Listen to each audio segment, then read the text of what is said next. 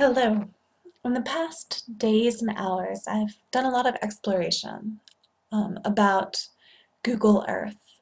I've found some of its limitations being perhaps rooted a little bit more in my computer's limited memory than in the program itself. And I've also found some of the glories of Google Maps, like the ability to see a panorama of Paris from the top of the Eiffel Tower. A panorama that, in my opinion, looks a little prettier than standing at the top of the Eiffel Tower. Maybe because it was foggy when I was there. Um, but the lesson we're going to speak about today is a lesson on Africa. Something I've been spending a lot of my time doing this semester as well is designing a unit on African literature for a high school English classroom. Now, one of the things that I've discovered is that Americans have a lot of stereotypes about Africa, and in my observations, I've noticed that teachers spend a lot of time correcting stereotypes and fighting discrimination. Many Americans, even in college, have asked ridiculous questions of Africans, wondering if they live in the jungle, saying, "Oh, you can't be African, you're white." Here, we see listed some very popular stereotypes of Africa in the US. Sorry for the grammatical errors in this section. And what I want to do is correct some of those stereotypes about Africa. Now, as Americans, we are very North American centric. We have a very Western and Eurocentric perspective. I open Google Earth, for instance, as I am it now, for emphasis. It's using a lot of performance, says my Norton advisor.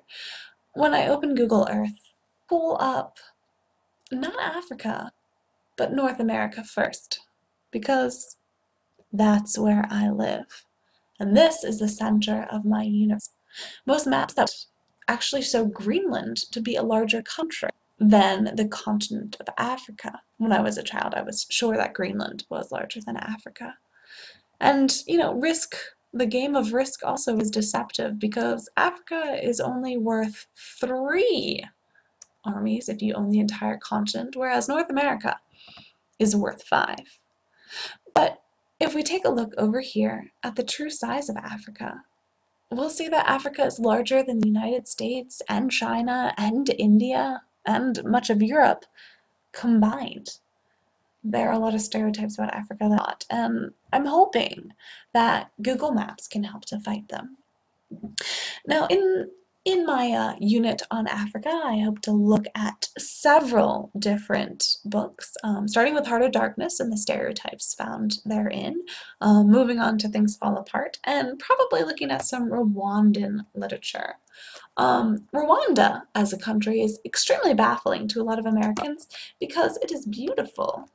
So let's go to one of my lovely Rwandan cities, Kigali, Rwanda. This is the place that the movie Hotel Rwanda was shot primarily.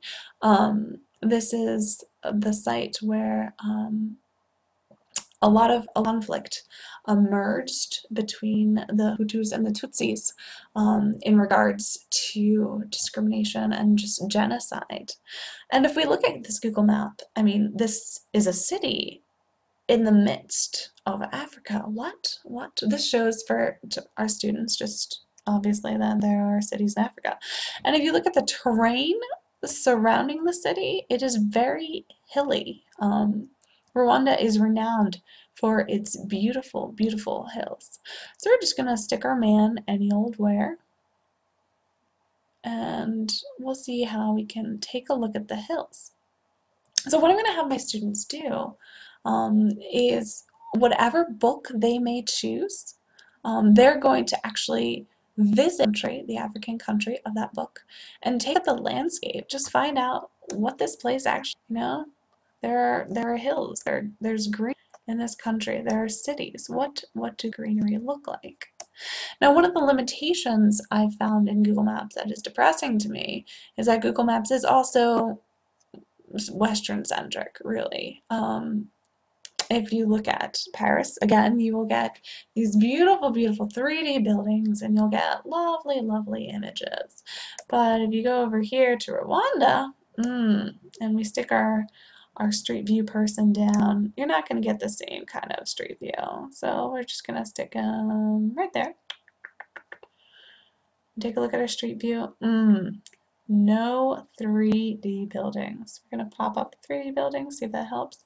No, it does not. There are no 3D buildings in Rwanda. So unfortunately, street view is not particularly helpful, except in showing the mountains in the area. But what I'm going to have my students do is plop down in the country of their choice, and especially in the city, wherever their book is taking place, and just take a look around, see what's going on, like click on things and see what happens. Oh, there's an Egyptian Burundi embassy. Maybe that was helpful when they were trying to get UN help in that part of the city. Oh, there's a golf course. You can see how popular this may be for the Westerners who were located in the city. Oh, what's this?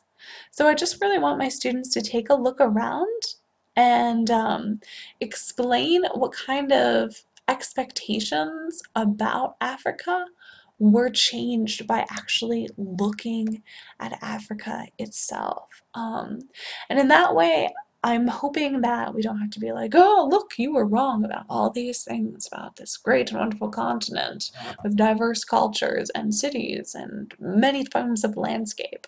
But instead, they can sort of experience it for themselves a little bit in view as well as in other ways. So that's my assignment. I really wish that Africa had better, I want to say, just like better Google Map access, but it does not. So we'll just have to make the most for now. Dun, dun, dun, dun, dun, dun, dun. This has been your Screencast-O-Matic with Rebecca. Thank you.